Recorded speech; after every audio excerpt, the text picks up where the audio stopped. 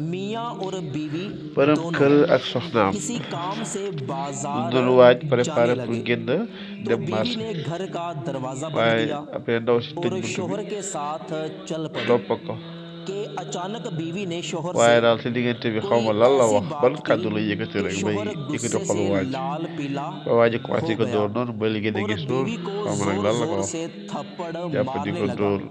बीवी आगे से कुछ भी ना waaye ndaw बोली si deful benn action चुपचाप réagir मार wul खाती रही mu ngi tekk rek bàyyi जालिम waaji di शोहर ko dóor कभी उसे हाथों से waaji मारता di dóor और कभी di उसे dóor rek टांगों léeg-léeg mu से jël tànk मारता bi wéq शोहर को बीवी पर गुस्सा ही बहुत ज्यादा mer था waaye borom बीवी kër को dafa mer काफी sa देर soxla मारने के बाद jàppul yàgg sax mi ngi जब dóor शोहर nee na मार मार कर थक di गया di dóor तो di बीवी jàpp ने soxna si आगे di से dóor di फिर dóor कोई ऐसी बात कह दी ndaw si कि encore शोहर wax को yëkkatiwaat दोबारा beneen baat गुस्सा आ गया mu gën a mer और jàpp di उसने dóor कपड़े के साथ अपनी बीवी का गला après mu jël दबाना yére xojee ko शुरू कर दिया gisoo बीवी ने शोहर से कहा कि मैं तेरी après jëm शिकायत soxna si di करूंगी ko शोहर ने कहा naa la कि boole जहां मर्जी करो mu ne ko बीवी demal fu la दरवाजे neex की तरफ ndaw दौड़ी तो sogg bunt शोहर bi ने दौड़ कर दरवाजा borom kër gi lock itam topp कर ko दिया और कहा कि मुझे बाहर निकल कर तो दिखा मैं तेरी dugaatal xaar ba nga टांगे तोड़ génn fii दूंगा génnal nga फिर xool naa शोहर damm ने sa tànk गुस्से léegi में तीन jàppaat चार di dóor थप्पड़ बीवी को और jàppaat दे di मारे dóor ndeysaan फिर बीवी ने शोहर से कहा कि après तू ndaw क्या si di ko समझता है yow कि loo yaakaar दरवाजा बंद करने से सारे tëj bunt bi dafa रास्ते बंद yaakaar हो ni गए tëj nga बीवी yoon bi कमरे yëpp की तरफ जाने लगी तो शोहर ने après soxna दौड़कर si dem jëm बीवी jubal का पर्स पकड़ buntu लिया néeg उसमें bi मोबाइल था mu daw मोबाइल jël पकड़कर pochette bi बीवी से ndeysaan कहने लगा कि तेरा bu jël मोबाइल मेरे téléphone पास mu है nangu téléphone कर bi किसको कॉल di ko करेगी egg मैं la देखता हूँ téléphone léegi koy इसके woo बाद maa ngi बीवी xool ने koy कहा woo कि अभी एक ah और रास्ता ndaw si ne ko ba बाकी tey है des na pexe ये jeexul कहकर des बीवी na beneen yoon हमाम की तरफ mu चल wax पड़ी nga jubal शोहर wanaga भी jubal उसके douche bi पीछे quoi चल पड़ा waaye कि tamit topp ko शायद ये ndeysaan borom हमाम के këram रास्ते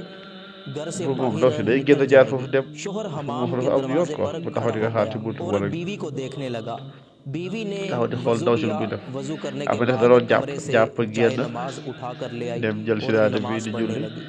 नमाज पढ़ने के बाद waa ji उसने taxaw si एक wetam rek लंबा सजदा किया फिर दुआ mu मांगने julli ba लगी pare शोहर après di समझ ñaan गया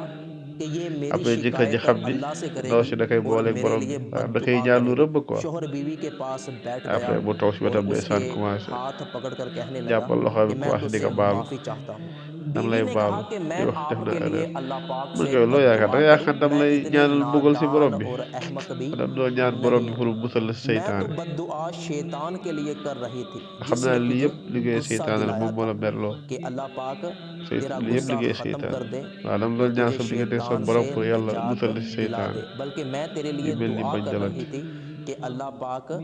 मेरे शोहर को सदा सलामत waaw रखे waaw loolu la तो doon ñaan शोहर borom ने bi pour अपनी après बीवी waa ji को kontaan yëkkati मुस्कुराते ndaw si हुए ànd ak moom मोहब्बत के साथ उठाया और कमरे yóbbu में ko si ले biir गया और ñu ànd कमरे ko si biir में néeg bi जाकर ñëwaat एक commencé मर्तबा फिर baaluwaat अपनी ndeysaan बीवी से माफ़ी मांगी waaw yu mel कि nii dootuma मैं ko defati maa आइंदा ngi la ñaan कभी nga भी jéggal ma yu आप mel nii पर dootuma ko defaat हाथ नहीं उठाऊंगा और waaw अल्लाह पाक से दुआ करने लगा waaw कि di अल्लाह ñaan पाक encore yàlla ऐसी नेक soxna बीवी su हर mel nii एक yaroo को nii taaroo nii ñu ko अता nekk am फरमाए sakk